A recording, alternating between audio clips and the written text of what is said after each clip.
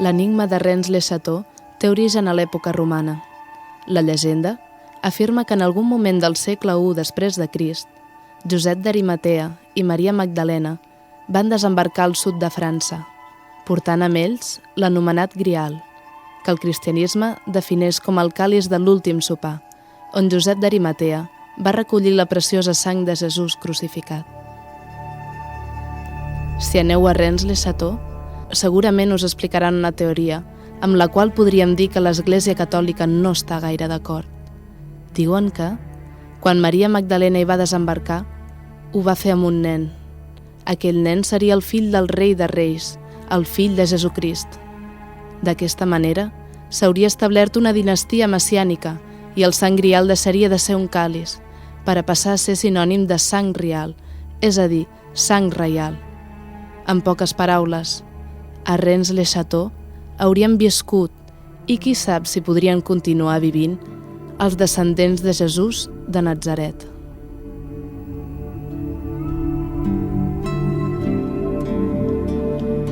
I en aquest viatge al Rennes-le-Château més enigmàtic ens acompanya l'escriptor Mario Mariano Pérez Ruiz, autor d'una munió de llibres sobre història i viatger incansable que té per norma visitar cada any aquesta localitat francesa. Mario, buenas noches. Hola, buenas noches, Alex. ¿Qué tal? ¿Cómo estás? Muy bien. No estarás por Rennes-le-Château ahora mismo, ¿no? No, sí que estoy pensando allí, pero no estoy en Rennes-le-Château, ¿no? Pero sí que has estado muchas veces. ¿Y qué tiene Rennes-le-Château, Mario, como para que le hayas dedicado tantos viajes? Sí, bueno, hay una cantidad de... Cada vez que haces un viaje hacia allí encuentras cosas distintas, ¿no? Diferentes. Cosas distintas y diferentes, experiencias... Sí, o sea, el paisaje no es el mismo si tú viajas, por ejemplo, en verano, que si viajas en otoño. Incluso no es lo mismo un día u otro día de ese mismo día de otoño, o la mañana o la tarde, y desde arriba de la montaña de Rennes-le-Château, desde la Tour Magdala, se divisa desde el paseo creado en semicírculo por la base de Saunier, se divisa un paisaje que parece transformarse, como si las moléculas se transformaran de ese paisaje. Me estás diciendo, Mario, que el paisaje que ofrece Rennes-le-Château es un paisaje cambiante. Sí, es un paisaje cambiante. Bueno, lógicamente allí hay un mapa que nosotros que es regalado por el Club de Leones, que es una organización, digamos, filomasónica, y entonces te hace una descripción de toda la zona, ¿no? El Monte Cardú, donde está, bueno, por detalle, donde está Les Vines, donde están los distintos puntos, digamos, que desde allí en lo alto se visualizan, ¿no? Incluso da una sensación parecida a cuando nosotros viajamos hacia Astorga, haciendo el Camino de Santiago, y paramos en el Palacio Episcopal proyectado en un principio por Gaudí, aunque se dice que también la obra proyectada por este hombre, por el abad de Saunier, también participó Gaudí en ella. Pues visualizamos hacia el fondo del interior, digamos, de la tierra o del paisaje, que es un paisaje en el cual no existe el mar, nos da la impresión a veces de visualizar mar. O sea, aquello de que estamos desde ese patio, de esas columnatas, y desde lo alto de la montaña y vemos hacia lo lejos y la bruma y el ambiente ese que tanto le gustaba a Leonardo da Vinci, ese ambiente de esfumato, nos da la sensación de que allí está el mar también. De hecho, el paisaje de fondo, ¿no?, de la Gioconda es Rennes-le-Château. Rennes-les-Vines, sí.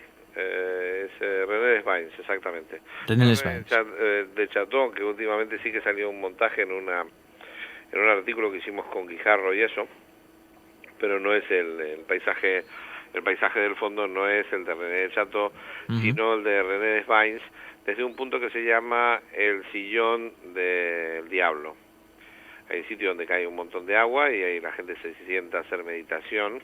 Un nombre que, por cierto, Mario, el Sillón del Diablo no es un nombre que se diga en vano ni mucho menos. Dicen que el diablo se da sus paseos, ¿no?, y sus vueltas por Rennes-le-Château.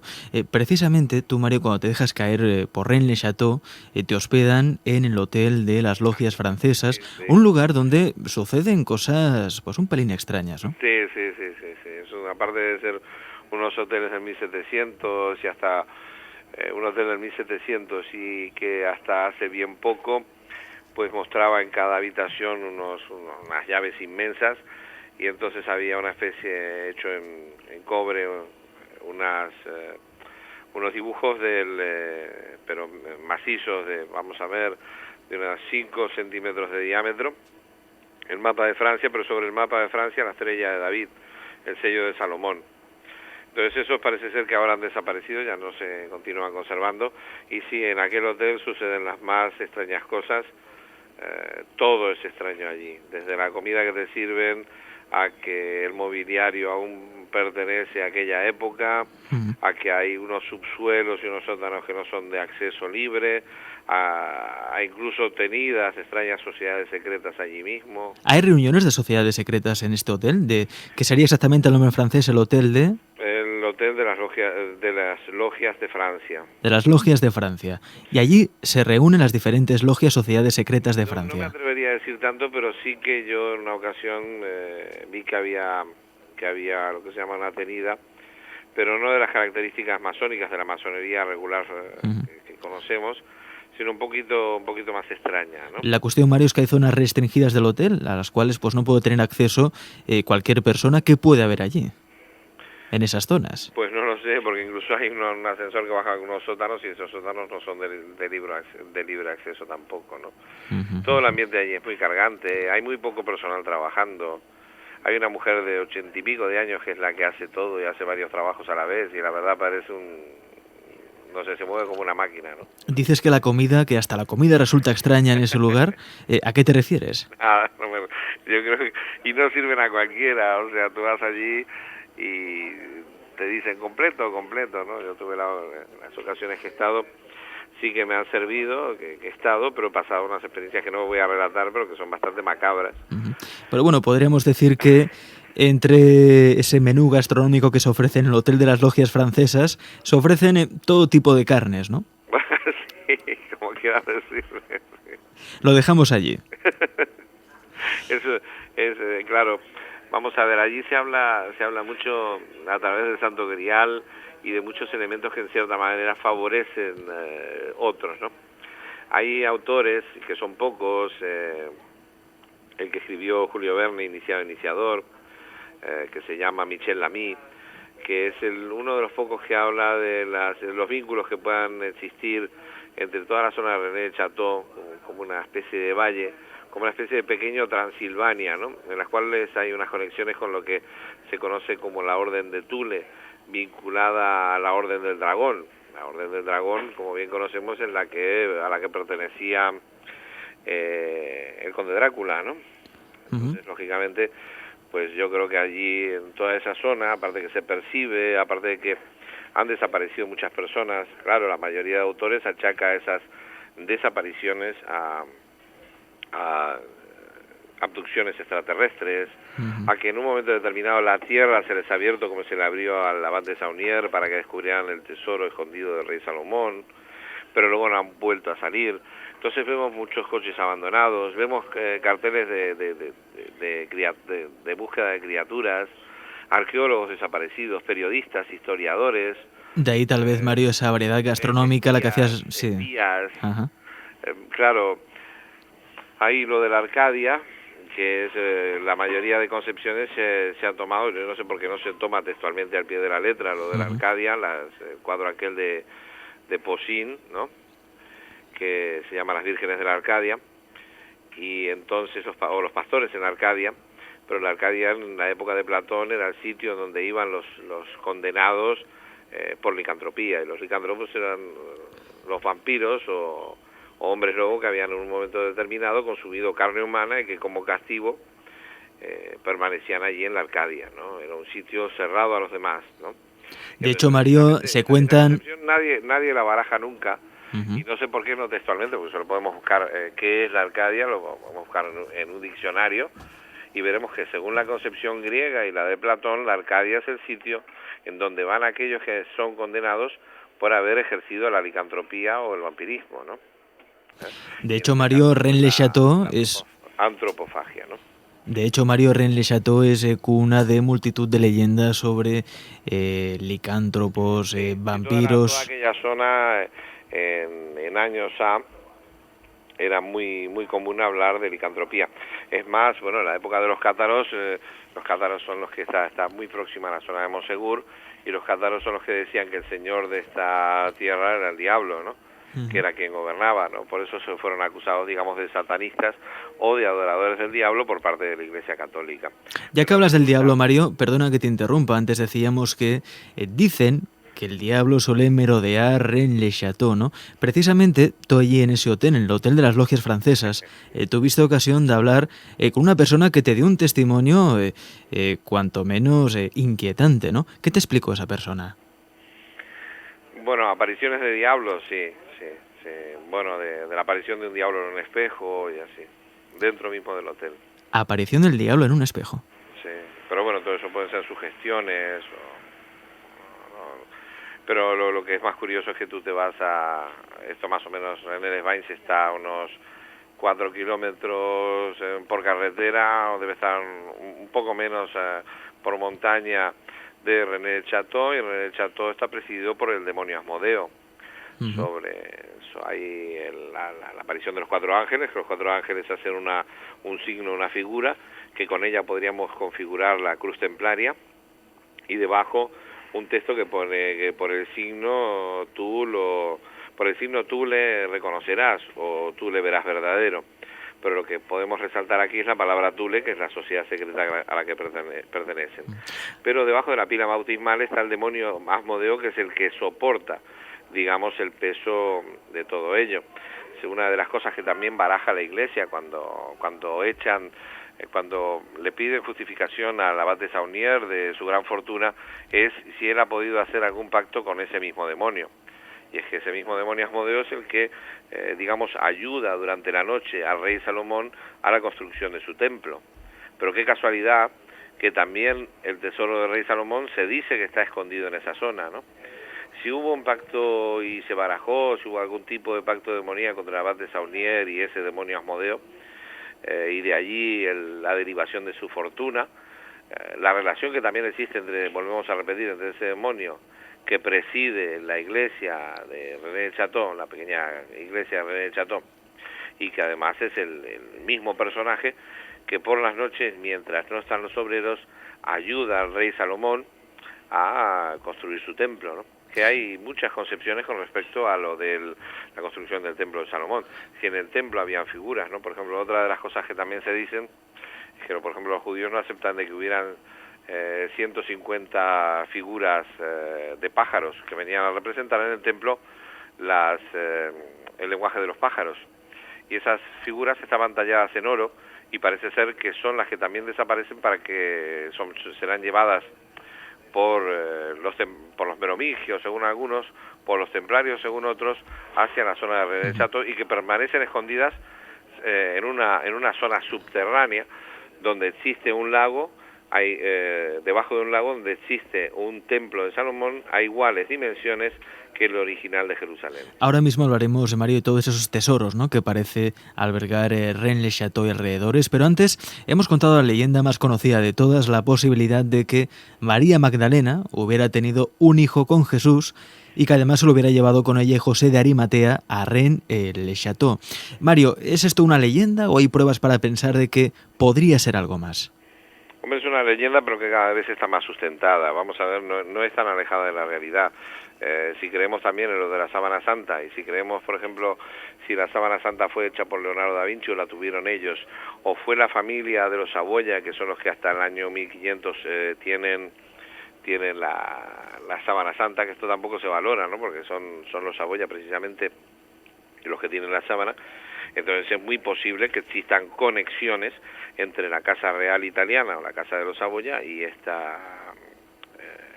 y la herencia, digamos, del Grial, porque lógicamente ¿quién es que se lleva la sábana santa? Pues en este caso sería María Magdalena, que es el personaje, digamos, más próximo, igual que José de Arimatea, ¿no? Serían los personajes más próximos a Jesucristo. Por tanto, Mario, si vamos a Rennes le Château, nos damos por ahí un paseo, puede que nos encontremos o que nos pongamos a hablar con un descendiente de Jesús. No sé si se puede valorar de esa manera. O sea, lo que respecta a las órdenes de lo que conocemos como el Priorato de Sion, durante muchos años se mantiene, y hay algunos autores como Gerard de Sede, que es el autor de Los Templarios están aquí, y de distintas obras que hacen referencia, digamos, al enigma de René y de los Templarios, que dice que los merovingios en realidad son, digamos, descendientes de extraterrestres, ¿no? Y que también se baraja ese elemento, ¿no? Si Dios o Jesucristo es concebido sin utilización de semen humano ni utilización de pecado, pues puede haber sido una especie de experimento genético, ¿no? Es un poco lo que yo hablo en mi libro El manuscrito de Voynich, ¿no? Según la versión de este hombre, de Ramón Llull. Entonces, barajar si ellos tienen o no tienen descendencia es posible, más ahora que se están haciendo estas investigaciones sobre y al respecto del ADN. Entonces, no sería de difícil localización si miramos de entender qué ADN hay en la Sábana Santa o qué ADN hay en alguna de los clavos de Cristo, ¿no? Mario, ¿me estás diciendo que en Rennes-le-Château podría vivir una comunidad de origen extraterrestre? Bueno, mira, hay un investigador francés y hay varios investigadores que han sido muy amenazados por valorar determinados puntos de vista, ¿no? Ya hablaba con una de las personas de allí y bueno, me explicaban de que habían personas muy longevas, de piel de color azulada, ¿no? Que no parecían seres humanos, ¿no? Y que merodeaban o estaban en aquellas zonas, pero llevando la vida que lleva cualquier otro ser humano, ¿no? Si puede haber algo de ello en realidad, bueno, las desapariciones de gente, los avistamientos de ovnis son pero numerosísimos. Hay toda una zona que es el Monte Bucarac, que debajo de esa zona hay un lago, que incluso Javier Sierra estuvo buscando por allí, digamos, la entrada a la tierra subterránea. Javier Sierra, recordemos, Mario, director de la revista Más Allá. Sí, y después también este hombre, el que he nombrado antes, el de Julio Verne, también lo situaba en esa zona. Y después hay una serie como de adoradores, para decirlo de alguna manera, que se reúnen casualmente el día 11 de cada mes allí para mantener contacto, digamos, con los superiores. Y a estos superiores los ven como precisamente a los personajes bíblicos, Abraham, Moisés, Isaac, Noé, todos estos que ellos consideran que son de hechos inmortales, ¿no? Superiores, Mario, que no procederían del cielo, sino de dentro de la tierra. Podrían ser de dentro de la tierra, no sé la procedencia de ellos. Lo que también valora este hombre, el Jimmy Gill, que lógicamente hay, y de eso se han hecho prospecciones, se han hecho grabaciones en el interior de la Tierra, digamos en agujeros y en cuevas que hay en la zona, y en los cuales se sienten unas vibraciones y se graban como de unos motores que están trabajando en el interior de la Tierra. Esto no sé si es porque el gobierno francés tiene algún tipo allí de centro de investigaciones secretos, que sí que parece ser que hay una, o realmente que hay gente allí trabajando, o hay una humanidad que está en el interior de la Tierra, ¿no? Una civilización que permanece allí, ¿no? De hecho, Mario, hay un detalle que salta a la vista. Cualquiera que vaya a Rennes-le-Château se fijará que algunas personas tienen el rostro de un color azulado, verdoso azulado, que poco tiene que ver con el color típico rosado de la carne humana, ¿no? Sí, hay, lógicamente hay varios centros para de curación de personas ancianas. Por lo menos hay 7 u 8 centros, sobre todo en Rennes-les-Bains, pero también en Alais-les-Bains, que es una zona donde estuvo viviendo Nostradamus, y porque se dicen que las aguas son fuertemente medicinales, ¿no? Pero que, bueno, yo mismo he visto personas con la piel azulada, ¿no? Entonces, cosa que no es demasiado común. Claro, uno sabe que cuando se llega a una edad determinada, el color de la piel, que en las personas blancas, comienza a azularse un poco, ¿no? Pero bueno, yo los he visto conduciendo automóviles o haciendo, digamos, las labores más diversas que no son propias tampoco de personas muy longevas, ¿no? O sea, llevar un coche, pues una persona de, no sé, 90 y pico de años, pues no es lógico que te esté conduciendo. Bueno, podría ser también, Mario, que no les da demasiado el sol, ¿no? También. Sería la otra hipótesis, la otra teoría. No sé, yo pienso que hay un montón de elementos extraños, por eso he viajado tanto, a esa zona, he investigado, y remirado y buscado, y bueno, no solamente eso, hay personajes de los países más dispares, ¿no? Tú te encuentras en René Chateau, mismo pueblo, es un pueblito de 4 habitantes, pues uno que te lleva a un restaurante, pues que es propietario, que es un ciudadano de los Estados Unidos. Tienes otro personaje que se dedica a restaurar o a mirar cuestiones arqueológicas, bueno, pues es hebreo, ¿no? O sea, gente de los países más dispares, alemanes, ingleses, catalanes, o sea, de los países más dispares viviendo en núcleos muy reducidos de población y con muy pocas expectativas, digamos, culturales o interesantes en apariencia, ¿no? ¿Quieres decir que han ido a vivir allí para intentar encontrar algún tipo de tesoro? Eso es. Como si estuvieran a la expectativa de algo que tuviera que surgir en un momento determinado y ellos estuvieran allí presentes para hacerse cargo de ello, ¿no? Es un poco, ¿cómo decirlo? Como las labores de vigilancia que pueda ejercer un cuerpo policíaco, tú sabes, esas labores que a veces se pasan para pillar a un narcotraficante, pues se pasan 2 años disfrazado, un policía disfrazado de paleta, ¿no? Hasta que realmente dan con aquel, ¿no? Haciendo un papel que nada tiene que ver. Bueno, pues esto es aún más exagerado. No se pasan 20, 30 años.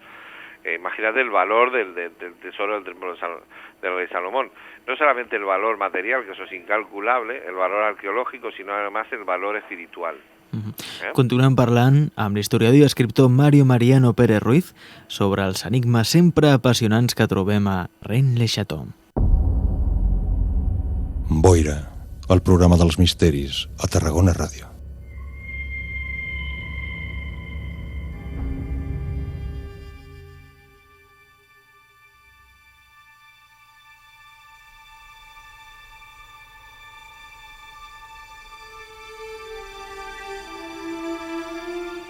En el año 410, los visigodos acaudillados por Alarico saquearon Roma, llevándose el tesoro del templo que los romanos habían obtenido a su vez de los hebreos de Jerusalén.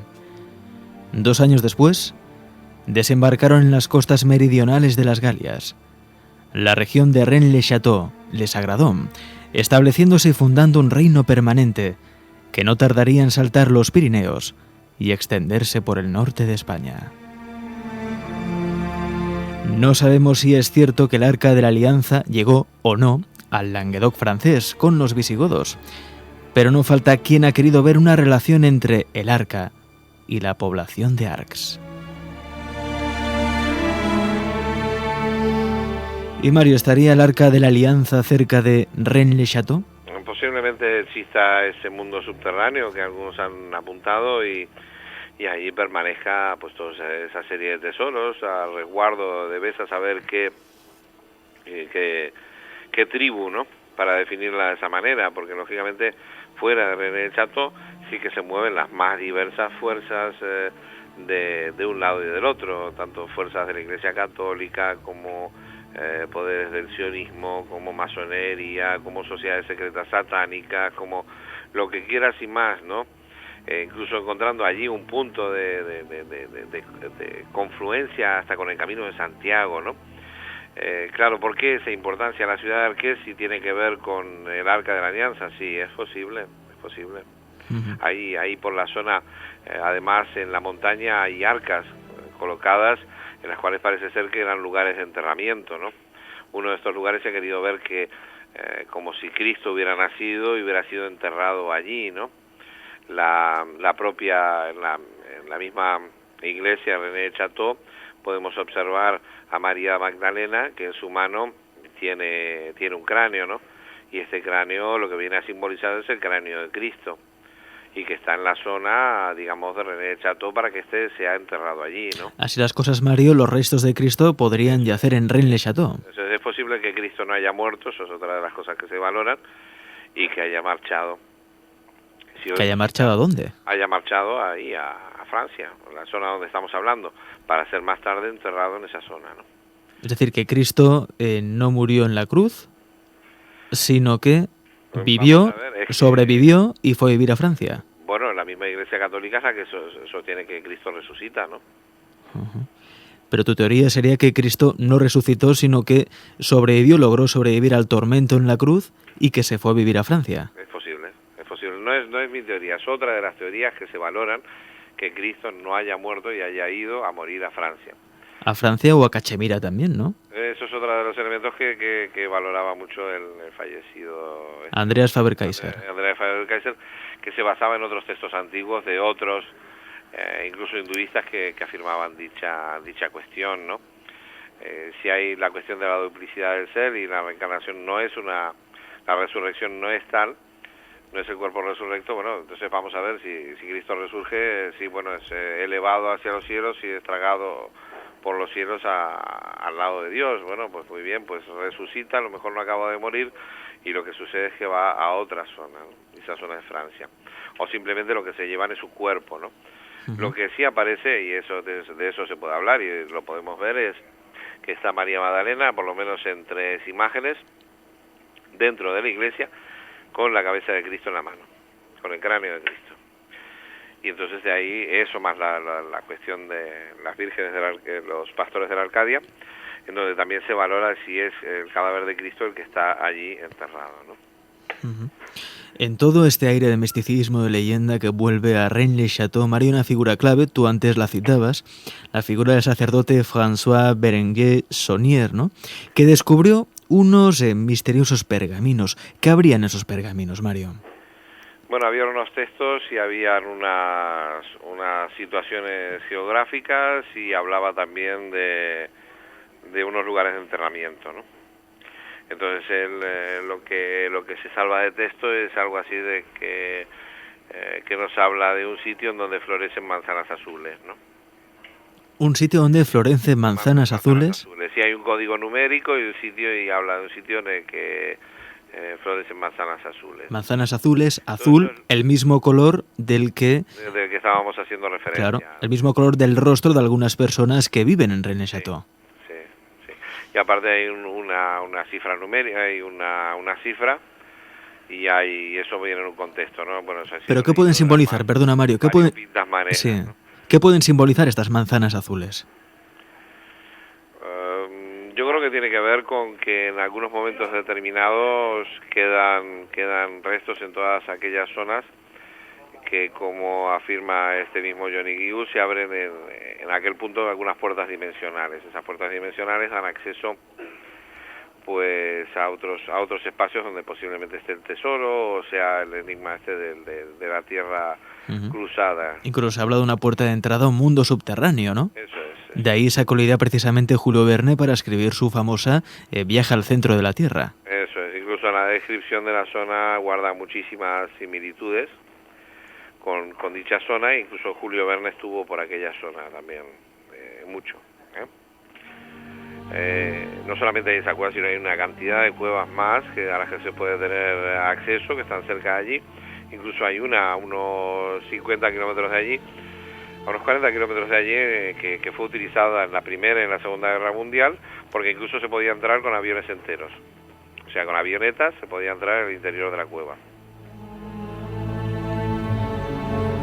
Es posible que las claves para determinar la validez de este tremendo rompecabezas se hallaran en la misteriosa tumba de Arques, que fue dinamitada por el propietario, harto de ser molestado por los buscadores de tesoros, y en la críptica inscripción Et in Arcadia ego.